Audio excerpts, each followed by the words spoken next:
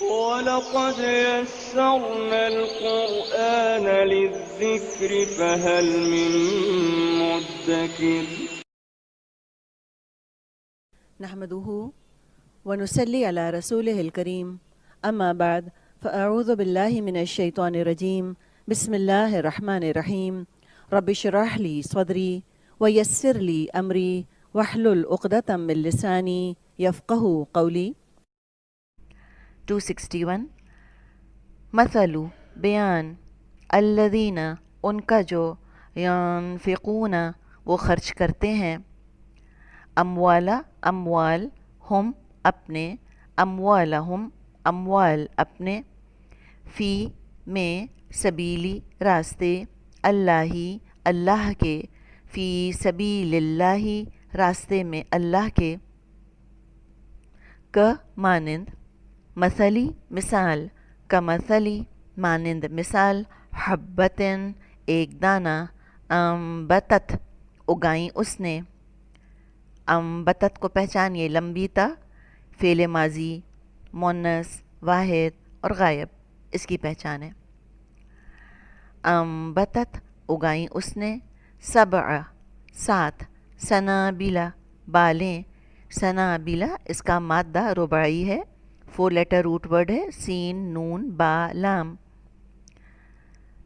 فی میں کلی ہر سنبولتن بالی فی کلی سنبولتن ہر بالی یا ہر بال میں سنبولتن سنبولتن کی جمع ہے سنابلہ فی کلی سنبولتن مئتو 100 حبتن دانے و اور اللہ اللہ واللہ یضاعف وہ اضافہ کرتا ہے لیے من جس کے لمن یشاء وہ چاہتا ہے لمن یشاء و اور اللہ اللہ واللہ اور اللہ واسع وسعت والا علیم علم والا ہے نحمده ونصلي على رسوله الكريم أما بعد فأعوذ بالله من الشيطان الرجيم بسم الله الرحمن الرحيم رب اشرح لي صدري ويسر لي أمري واحلل عقدة من لساني يفقه قولي رب يسر ولا تعسر وتمم بالخير اللهم إني أسألك علما نافعا ورزقا طيبا وأملا متقبلا سبحانك لا علم لنا إلا ما علمتنا إنك أنت العليم الحكيم يا فتاح يا عليم وبك نستعين ربي زدني علما ربي زدني علما ربي زدني علما آمین یا رب العالمین۔ السلام علیکم ورحمۃ اللہ وبرکاتہ۔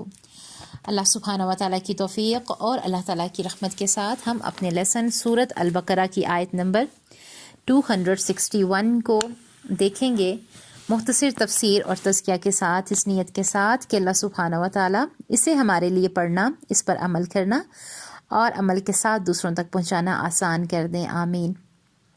ایک نیا رکوع الحمدللہ آیت نمبر 261 سے لے کے 266 تک آیات کا خلاصہ دیکھ لیتے ہیں۔ یہاں سے ہم نے 3 مختلف طرح کا خرچ دیکھیں گے۔ پچھلی آیات میں ہم نے دیکھا کہ اللہ نے ایمان والوں کو اپنی راہ میں خرچ کرنے کی دعوت دی۔ پیسے خرچ کرنے کی 3 ممکنہ صورتیں ہیں: صدقہ، سود اور ادار۔ صدقہ ایک بہترین عمل ہے، لیکن بہت سارے لوگ صدقہ لینے یا دینے کو پسند نہیں کرتے۔ سود پر ہم اگلے سبق پر بات کریں گے۔ آج کی سوسائٹی کا ایک بہت بڑا مسئلہ قرضے اور ان پر سود ہے۔ اسلام سود کی اجازت بالکل بھی نہیں دیتا، اس لیے اگر آپ صدقہ لینا نہیں چاہتے، سود کی بھی اجازت نہیں ہے، تو پھر آپ کیا کریں؟ ادھار لے لیں۔ یہاں سے ہمیں یہ پتہ چلے گا کہ اللہ کی راہ میں خرچ کرنے کی کہ کیا فضائل ہیں۔ مال اللہ سبحانہ و تعالیٰ کا ہے اور ہم بھی اللہ تعالیٰ کے ہیں۔ آیت الکرسی سے پہلی اور بعد والی آیات بالکل ایسے ہی ہیں جیسے خوبصورت انگوٹھی میں بے خط خوبصورت ہیرا جڑ دیا گیا ہو۔ آیت الکرسی تو ہے ہی خوبصورت، لیکن پہلے اور بعد والی آیات کا اپنا ہی حسن ہے۔ ان آیات میں انفاق فی سبیل اللہ پر کافی تفصیل سے بات ہوتی ہے۔ انفاق سے انفاق الف ہٹا دیں تو نفاق رہ جاتا ہے، معنی کے نفاق والے کے لیے انفاق کرنا مشکل ہوتا ہے۔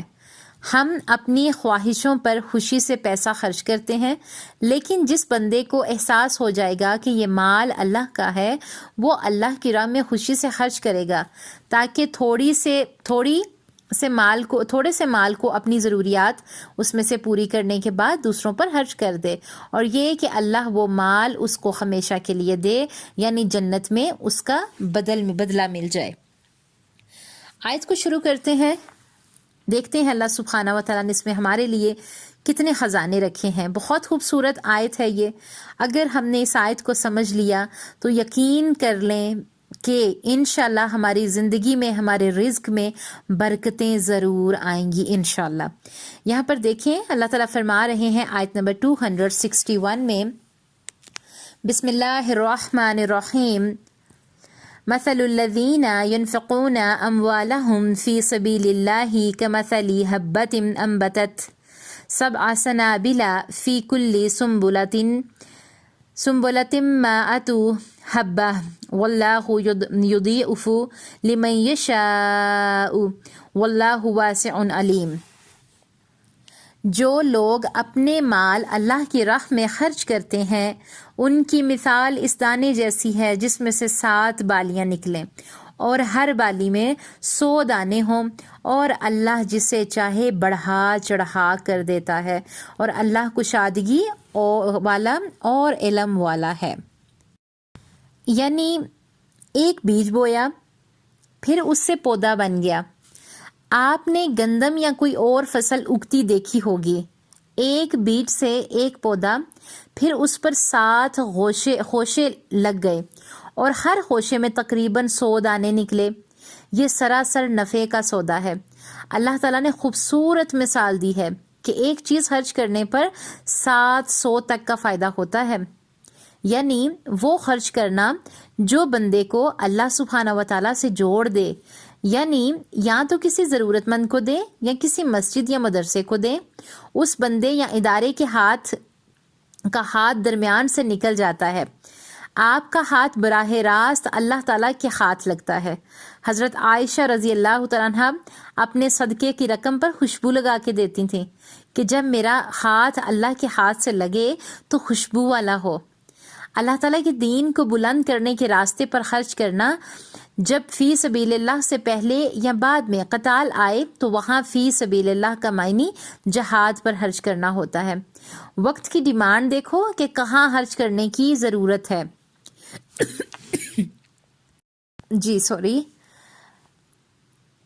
جب جہاد نہیں ہو رہا ہوتا تو اس وقت اللہ کے دین پر خرچ کرنے کی ضرورت ہے۔ تمام مسلم یا غیر مسلم چیریٹی پر خرچ کرتے ہیں، لیکن غیر مسلم اسلام پر خرچ نہیں کریں گے۔ ہمیں ضرورت ہے کہ اللہ تعالیٰ کے راستے میں، یعنی اللہ تعالیٰ کے دین کو سیکھنے اور سکھانے پر خرچ کریں۔ اب ہماری کوشش ہونی چاہیے کہ ہم کہاں خرچ کریں، زیادہ سے زیادہ جہاں پر فائدہ ہو، یعنی بہترین صدقہ جاریہ ہم چھوڑ کے جائیں۔ بیج بونے کے لیے سب سے ضروری ہے کہ زمین اچھی ہو، زرخیز ہو، اچھا بیج ہو۔ کسان موسم کا انتظار کرے گا کہ کس موسم کو کس موسم میں بونا ہے۔ اب اس ڈالے ہوئے بیج کی حفاظت کریں گے کہ ضائع نہ ہو جائے، پھر فصل کاٹیں گے، پھر ایسی جگہ پہنچاؤ جہاں دوسرے کے کام آ سکے، یعنی فصل بیج کر پیسہ لے کر گھر آتا ہے انسان۔ اب شروع سے دیکھتے ہیں کہ بیج خرید کر لائیں، کسی زمین میں اپنا بیج ڈالیں، وہ جگہ ڈھونڈیں جہاں ہمارا پیسے کا بہترین فائدہ ہوگا۔ بیج کیا ہے؟ ہماری نیت ہے۔ عربی میں نوا گٹھلی یا بیج کو کہتے ہیں۔ اسی طرح نوا ہی نیت کا روٹ ورڈ ہے۔ جس طرح بیج زمین میں چھپا ہوتا ہے، اس ہی طرح نیت دل میں چھپی ہوئی ہوتی ہے۔ اب زمین اچھی ہے نیت اچھی ہے، اور پھر آپ جگہ منتخب کر لیتی ہیں۔ جتنی نیت خالص ہوگی اتنا ہی فائدہ ہوگا۔ اللہ سبحانہ و تعالیٰ کے دین کے لیے حلال مال اور خالص نیت کا ہونا لازمی ہے۔ اب اگر بیج خراب ہوگا تو اگے گا ہی نہیں، نیت اچھی نہیں ہوئی تو پودا کمزور اور بیمار پڑ جائے گا، اگے گا ہی نہیں، ہمیں کیا فائدہ ہوا؟ اللہ تعالیٰ کے کاموں میں برکت اچھی نیت سے آئے گی، یہ نہیں کہ پہلے تو اچھی نیت سے دیا، پھر احسان جتلا دیا، دوسرے کو بے عزت کر دیا، تانے دے دیے، اس سے مال ضائع ہو جاتے ہیں۔ اب اگر بے موسم کے بیج بوئیں گے تو کیا ہوگا؟ کہیں اللہ تعالیٰ کے دین کے لیے خرچ کرنے کی ضرورت ہے، ہمیں اس پہ سوچنا ہے۔ معراج کی رات اللہ تعالیٰ کے نبی صلی اللہ علیہ وآلہ وسلم نے دیکھا کہ کچھ لوگ فصل جلدی جلدی کاٹ رہے ہیں، ان کی فصل جلدی جلدی تیار ہو جاتی ہے، یہ اللہ کے راستے کے مجاہد ہیں، اللہ ان کا اجر بڑھا چڑھا کر واپس دیتے ہیں۔ سورۃ کہف آیت نمبر 46 میں اللہ سبحانہ و تعالیٰ فرماتے ہیں، مال اور اولاد حیات دنیا کی ایک رونق ہیں، اور جو اعمال صالحہ باقی رہنے والے ہیں وہ آپ کے رب کے نزدیک ثواب کے اعتبار سے بھی 1000 درجہ بہتر ہیں، اور امید کے اعتبار سے بھی 1000 درجہ بہتر ہیں۔ اللہ تعالیٰ کے راستے میں اپنے ہاتھ سے خرچ کر کے جائیں، جتنا فی سبیل اللہ پر خرچ ہوگا اتنا ہی اللہ سبحانہ و تعالیٰ کے دین پھیلے گا، ہماری نسلیں سنور جائیں گی۔ اللہ کا دین لوگوں کو سکھائیں، خود بھی سیکھیں، یہ انشاءاللہ آپ کے لیے اور میرے لیے بہترین صدقہ جاریہ بنے گا۔ دین کا علم عام ہوگا تو ہی اس میں برکت اور خیر آئے گی۔ قیامت کے دن اللہ سبحانہ و تعالیٰ مجھے اور آپ کو ہماری فصلیں دکھائیں گے کہ ہم نے کتنی فصلیں تیار کیں۔ ہماری اولاد، ہمارا وقت، ہمارا مال، ہماری فصلیں ہیں، ان کو بہترین جگہ لگائیں۔ آج سانس چل رہی ہے، سوچیں کہ میں کس سمت پر جا رہی ہوں، کیونکہ موت کسی سے نہیں پوچھتی کہ میرا کیا ٹائم ہے، کیا وقت ہے۔ موت ایک اٹل حقیقت ہے جو کہ مجھے اور آپ کو آنی ہی آنی ہے۔ آج ہم اس آیات کی روشنی میں انشاءاللہ اس چیز کا محاسبہ کریں گے، اور وہی بات کہ صدقہ جاریہ ہم نے دیکھنا ہے ہم اپنے لیے کیا کما رہے ہیں۔ ہماری اولاد، ہمارا وقت، ہمارا مال، یہ فصلیں ہیں ہماری۔ فصل کو نقصان دینے والے کام یعنی ہم خلوص نیت سے اللہ کی راہ میں دیں لیکن پھر اس سے بھرپور فائدہ نہ اٹھا سکیں تو یہ ہمارے لیے بہت ہی زیادہ نقصان دہ بات ہے۔ اللہ تعالیٰ سے دعا کریں گے کہ اللہ سبحانہ و تعالیٰ ہمیں نیک عمل کرنے کی توفیق عطا فرمائے تاکہ ہم ایک اچھی فصلیں بوئیں، ایسی فصلیں بو کے اس دنیا سے جائیں جو کہ روز قیامت ہمارے لیے خیر کا اور خوشخبری کا باعث بنے انشاءاللہ۔ آمین۔ سبحان ربک رب العزت عما یصفون وسلام علی المرسلین والحمد للہ رب العالمین۔ السلام علیکم ورحمۃ اللہ وبرکاتہ۔